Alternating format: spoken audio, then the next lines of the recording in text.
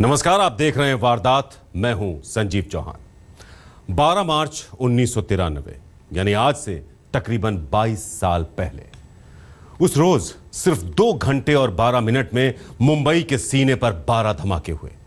इन सिलसिलेवार धमाकों के बाद जब धुएं का गुबार छटा तो पूरे शहर में 257 लाशों के बीच करीब 700 लोग बुरी तरह कराह रहे थे।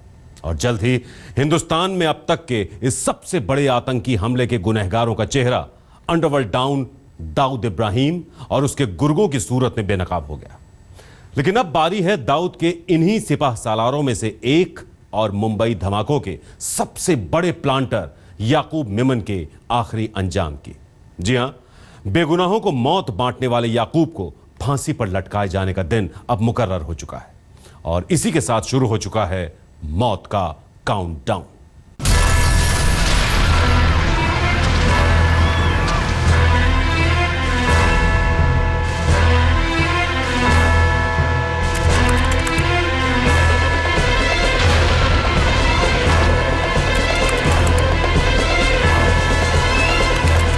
मुजरिम को ताजिराते हिंद की दफा 302 के तहत सजाए मौत दी जाती है।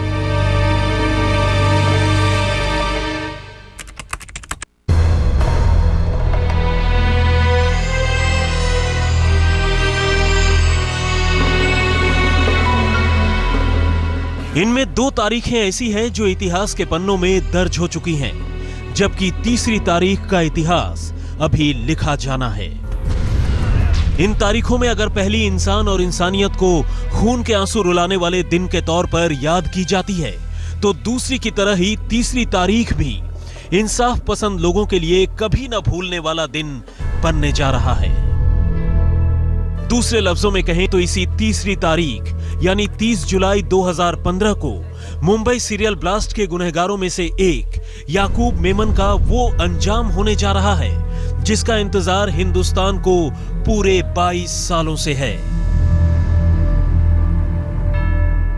क्योंकि हिंदुस्तान की सबसे बड़ी अदालत की सबसे ऊंची कुर्सी पर बैठे शख्स के हुक्म के बाद इसी रोज नागपुर जेल में सुबह 7 बजे याकूब अब्दुल रज्जाक सेमेम्यू उर्फ याकूब मेमन को फांसी के फंदे पर लटकाने का दिन मुकर्रर हुआ है।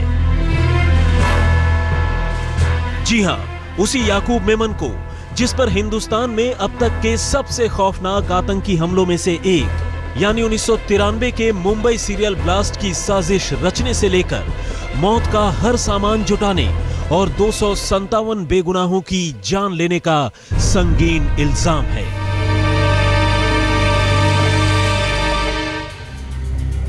लेकिन मुंबई को 12 जगहों से लहूलुहान करने वाले इन धमाकों के बाद मौका वारदात से सुराग इकट्ठा करने से लेकर इसके गुनहगारों को अंजाम तक पहुंचाने का यह काम पुलिस और अदालत के लिए कोई आसान काम नहीं था।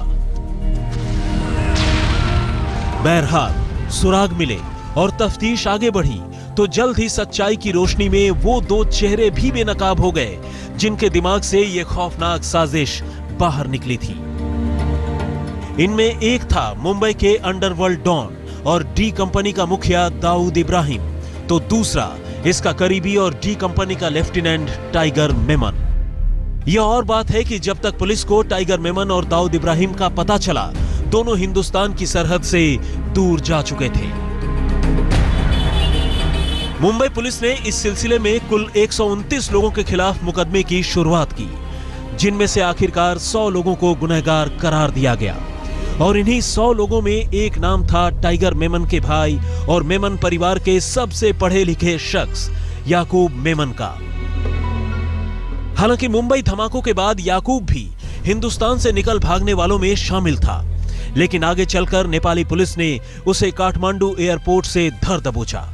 इसके बाद मेमन परिवार के कई दूसरे लोगों के साथ याकूब मेमन पर भी मुकदमा चलता रहा, लेकिन तफ्तीश की रोशनी में याकूब के दामन पर बेगुनाहों के खून के सबसे ज्यादा छींटे नजर आए और आखिरकार मुंबई की खास टाडा कोर्ट ने उसे फांसी की सजा सुना दी। और इसी सजा पर 21 मार्च 2013 को जहां सुप्रीम कोर्ट ने अपनी मुहर लगाई, वहीं सुप्रीम कोर्ट के इस फैसले के बाद मेमन की ओर से दी गई रहम की अर्जी को राष्ट्रपति ने भी खारिज कर दिया। और कुछ इसी तरह याकूब मेमन की मौत का दिन मुकर्रर हो गया। आज तक ब्यूरो। ये याकूब मेमन ही था जिसने धमाकों की ट्रेनिंग के लिए डी कंपनी के गुर्गों को पाकिस्तान भेजा।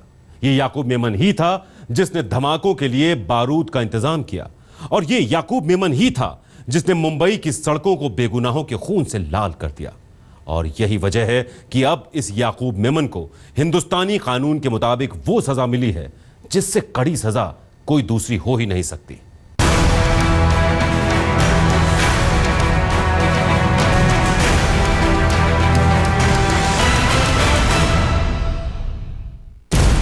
दाऊद इब्राहिम, अंडरवर्ल्ड डॉन और मुंबई धमाकों का सबसे बड़ा मास्टरमाइंड।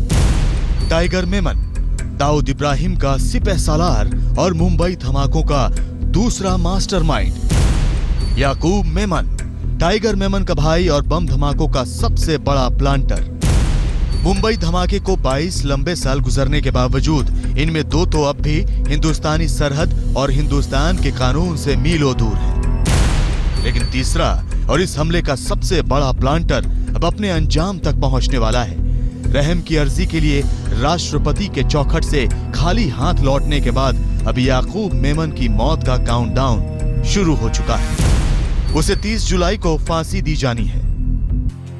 लेकिन मुंबई धमाकों के दिन से लेकर आज के दिन तक इस मामले में गुनाह, तफ्तीश, सबूत, गवाह और सजा की एक लंबी कहानी है। धमाकों में मेमन परिवार के शामिल होने की बात सामने आने के साथ ही पुलिस ने इस परिवार के दूसरे लोगों के साथ साथ याकूब की भी तलाश शुरू कर दी थी। लेकिन उन दिनों वो पाकिस्तान में था, मगर बाद में उसे नेपाल से गिरफ्तार कर लिया। इसके बाद याकूब के खिलाफ जिन धाराओं में मुकदमा चला, उसके खिलाफ जैसे जैसे सबूत पुलिस के हाथ लगे, वो उसके ताबूत में लगने वाला एक एक कील साबित हुआ। आईपीसी 120B, सजाए मौत। मुंबई बम धमाकों में याकूब मेमन को आपराधिक साजिश रचने का गुनहगार पाया गया और यही वो धारा थी जिसकी बदौलत उससे अदालत ने सजाए मौत यानी फांसी की सजा सुनाई। दरअसल इन धमाकों में 250 से ज्यादा लोगों की जान तो गई ही थी, लेकिन मेमन उन लोगों में शामिल था जिन्होंने इतने बेगुनाहों के कत्ल की न सिर्फ साजिश रची बल्कि उसे अंजाम भी दिया। टाडा सेक्शन 3, ताउम्र कैद। मेमन ने ही ईस्ट वेस्ट ट्रेवल्स के जरिए उन मुजरिमों के लिए असलहे खरीदे और हवाई टिकट बुक करवाए जिन्हें धमाकों की ट्रेनिंग के लिए पाकिस्तान भेजा गया। इतना ही नहीं, उसी ने इन गुनहगारों के पाकिस्तान में रहने और ठहरने का इंतजाम भी किया और वो गाड़ियां भी खरीदी जिनमें मुंबई में अलग अलग जगहों पर बम प्लांट किए गए और इस गुनाह में उसे उम्र कैद की सजा मिली। टाडा सेक्शन 5 और 6, 14 साल की कैद बामुशक्कत। याकूब को असलहे और बारूद का इंतजाम करने और उन्हें दूसरे गुनहगारों तक पहुंचाने के मामले में भी गुनहगार पाया गया और इस गुनाह में उसे 14 साल कैद बामुशक्कत की सजा सुनाई गई। एक्सप्लोसिव एक्ट सेक्शन 3, 4 और 6, 10 साल की कैद बामुशक्कत। धमाकों के लिए गोला बारूद जमा करने के जुर्म में याकूब पर एक्सप्लोसिव एक्ट की धाराओं के तहत भी मुकदमा चला और इसमें उसे 10 साल की कैद की सजा हुई, क्योंकि ये याकूब ही था जिसने दूसरे मुजरिमों को बारूद से भरे सूटकेस, असलहे, हैंड ग्रेनेड और डेटोनेटर जैसी चीजें सौंपी थी। हालांकि इतने गुनाहों में मुजरिम करार दिए जाने के साथ ही याकूब डिप्रेशन का मरीज भी हो गया, जिसकी बिना पर उसके वकीलों ने उसके लिए रहम की भीख भी मांगी, लेकिन कानून ने उसकी ऐसी हर फरियाद अनसुनी कर दी। आज तक ब्यूरो। यह देश में अपनी तरह का पहला आतंकी हमला था, एक ऐसा हमला जिसने न सिर्फ सैकड़ों बेगुनाहों की जान ले ली बल्कि पूरे हिंदुस्तान को हिला दिया। जाहिर है ऐसे किसी मामले की तफ्तीश करने का मुंबई पुलिस के लिए भी यह पहला तजुर्बा था, लेकिन फकत एक स्कूटर की सूरत में मिले सुराग ने एक ही झटके में सारा केस खोल दिया। मुंबई को लहलुहान करने वाले ऐसे भयानक हमले से देश पहली बार दो चार हुआ था। यहां तक कि दिल्ली को भी इस वारदात के बाद हरकत में आना पड़ा और फौरन तफ्तीश के लिए 3 टीमें बनाई गई। एक टीम तब के डीसीपी राकेश मारिया की, दूसरी टीम दूसरे तत्कालीन डीसीपी अरूप पटनायक की और तीसरी खुद तत्कालीन पुलिस कमिश्नर एएस सामरा की।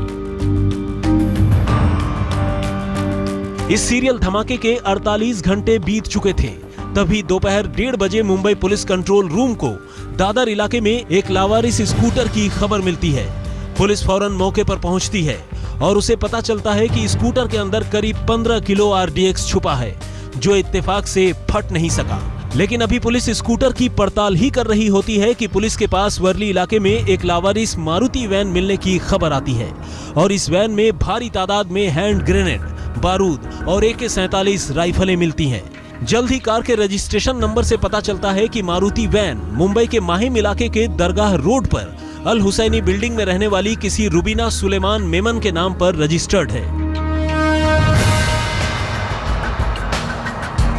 असल में यही मेमन परिवार के खिलाफ पुलिस को मिला पहला सुराग था। दरअसल Rubina Mumbai underworld don Tiger Memon के बड़े भाई सुलेमान की पत्नी थी। सुराग की तलाश में पुलिस की टीम फौरन रुबीना के घर पहुंचती है, पर घर पर ताला पड़ा था। पूछताछ करने पर पता चलता है कि पूरा मेमन परिवार 12 मार्च यानी धमाके के रोज ही सुबह की फ्लाइट से दुबई चला गया। ये खबर पुलिस के लिए चौंकाने वाली थी। ठीक धमाके वाले दिन पूरे परिवार का एक साथ इस तरह देश छोड़ना शक पैदा कर रहा था। लेकिन यहीं से धीरे धीरे तफ्तीश आगे बढ़ी और धीरे धीरे सारे चेहरे बेनकाब हो गए। आज तक ब्यूरो। हिंदुस्तानी एजेंसियों के हत्थे चढ़ने के बाद याकूब ने अपने बचाव के लिए पुलिस को भी उलझाने की पूरी कोशिश की। बड़ी बड़ी कहानियां गढ़ी और कई कहानियां सुनाई। तो आप भी देखिए क्या कहा उसने एक इंटरव्यू में। Who was the brain behind? Brain was Pakistan government. ISI, what they call. And what did they do? They supplied arms, explosives. Who told you that? Tawfiq Jaliawala told me this. That the Pakistan Yes, that he ISI used to boast then. I have done a very good job. That this way we had planned everything, and we dictated. What did he say? What did Tawfiq Jalianwala say to you? Tawfiq Jaliawala told About me. the bomb blast? Yes, about the bomb blast. What did he say? That I have supplied the arms, explosives, and I have dictated the spots, because Tiger, I had given the work to execute. Tiger with his boys have executed the blast, and I had done everything. In supplying of arms, explosives, and dictating the spots. तो वारदात में दीजिए इजाजत, लेकिन देश और दुनिया की तमाम खबरों के लिए आप देखते रहिए आज तक।